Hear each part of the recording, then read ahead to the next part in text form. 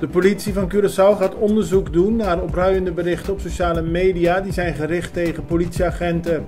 Aanleiding voor die berichten was het politieoptreden afgelopen zondag tijdens de Gran Marcha. Er hebben zich toen een aantal gewelddadige incidenten voorgedaan die ook gefilmd zijn en rondgaan op sociale media. In die berichten worden dreigementen geuit tegen politieambtenaren en tegen de politie als collectief. Het Openbaar Ministerie heeft een extra al laten weten geen bedreigingen tegen agenten te tolereren. De politie van Curaçao had van tevoren al aangekondigd hard op te zullen treden tegen mensen die zich niet aan de regels houden tijdens carnaval. Tijdens de Gran Marcha zijn er 22 aanhoudingen verricht, zo heeft de politie bekendgemaakt. Daarbij gaat het om mensen die de drugswet hebben overtreden, anderen hebben bedreigd of mishandeld of de aanwijzingen van de politie niet hebben opgevolgd. Na Colectra, nós toma tempo para servir ora com mais da comunibo.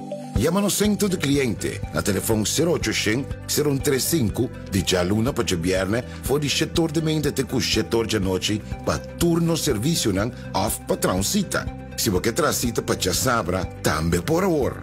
Por escolher para trabalhar, riba aqualectra.com e aproveitar a mesura, põe o documento na cerca para visita cerca nós, vai mais fácil. Sim, Aqualectra, seu centro de cliente, está claro para servir na momento que você come a bo.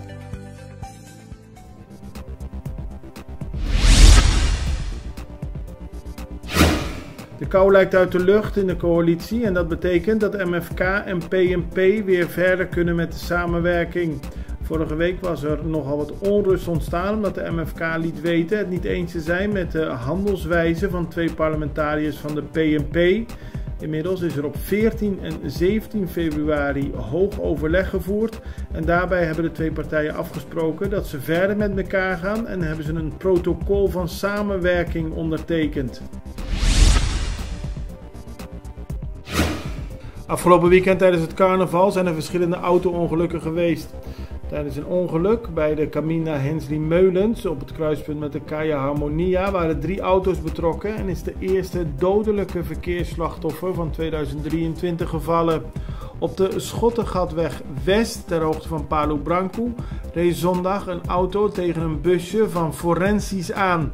Daarbij raakten 3 mensen gewond, waaronder de chauffeur van Forensisch.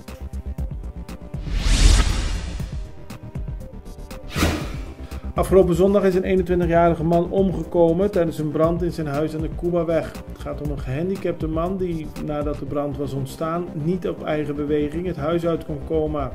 De oma met wie hij samenwoonde in het huis was kort ervoor even het huis uitgegaan om een boodschap te doen.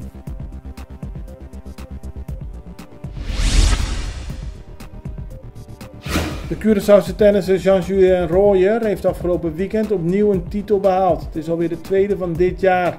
Royer won samen met zijn tennispartner Marcelo Arevalo het Delray Beach Open toernooi in het dubbelspel.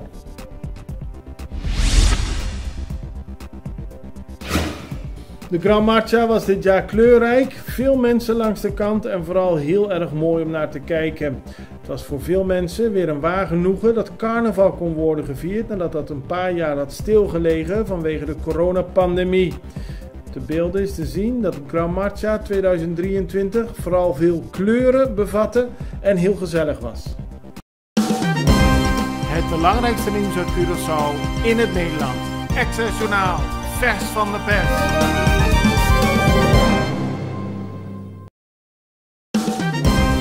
Het belangrijkste nieuws uit Curaçao in het Nederland. Access Journaal, vers van de pers.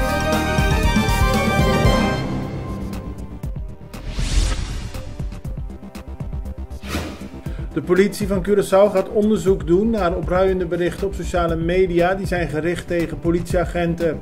Aanleiding voor die berichten was het politieoptreden afgelopen zondag tijdens de Gran Marcha.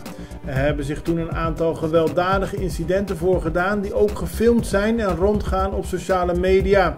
In die berichten worden dreigementen geuit tegen politieambtenaren en tegen de politie als collectief. Het Openbaar Ministerie heeft een extra al laten weten geen bedreigingen tegen agenten te tolereren.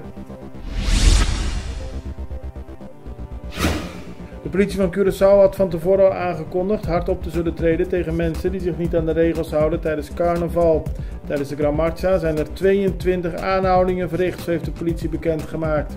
Daarbij gaat het om mensen die de drugswet hebben overtreden, anderen hebben bedreigd of mishandeld of de aanwijzingen van de politie niet hebben opgevolgd. Na Colectra, nós toma tempo para servir ora com mais de comunibo. Llama no centro de cliente na telefone 0800 035 de Jaluna para Viernes voor die setor de mente te com setor de noite para turno serviço nan of patrão cita. Se você traz cita para já sabra, também por hora. Por escolher para trabalhar, riba aqualectra.com e aproveitar a mesura, põe o documento na cerca para visita cerca nós, vai mais fácil. Sim, a Colectra su centro de cliente worta clapa servibo na momento que ta comini abo.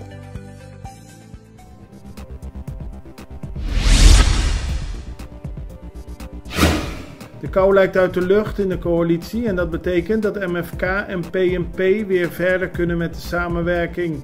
Vorige week was er nogal wat onrust ontstaan omdat de MFK liet weten het niet eens te zijn met de handelswijze van 2 parlementariërs van de PNP. Inmiddels is er op 14 en 17 februari hoog overleg gevoerd en daarbij hebben de 2 partijen afgesproken dat ze verder met elkaar gaan en hebben ze een protocol van samenwerking ondertekend. Afgelopen weekend tijdens het carnaval zijn er verschillende auto-ongelukken geweest. Tijdens een ongeluk bij de Camina Hensley Meulens op het kruispunt met de Caia Harmonia waren 3 auto's betrokken en is de eerste dodelijke verkeersslachtoffer van 2023 gevallen. Op de Schottengatweg West, ter hoogte van Palu Branco, reed zondag een auto tegen een busje van Forensisch aan. Daarbij raakten 3 mensen gewond, waaronder de chauffeur van Forensisch.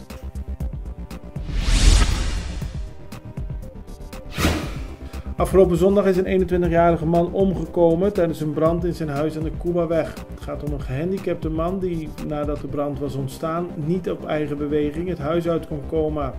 De oma met wie hij samenwoonde in het huis was kort daarvoor even het huis uitgegaan om een boodschap te doen.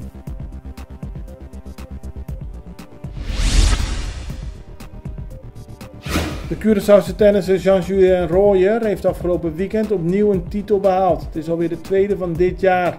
Royer won samen met zijn tennispartner Marcelo Arevalo het Delray Beach Open toernooi in het dubbelspel.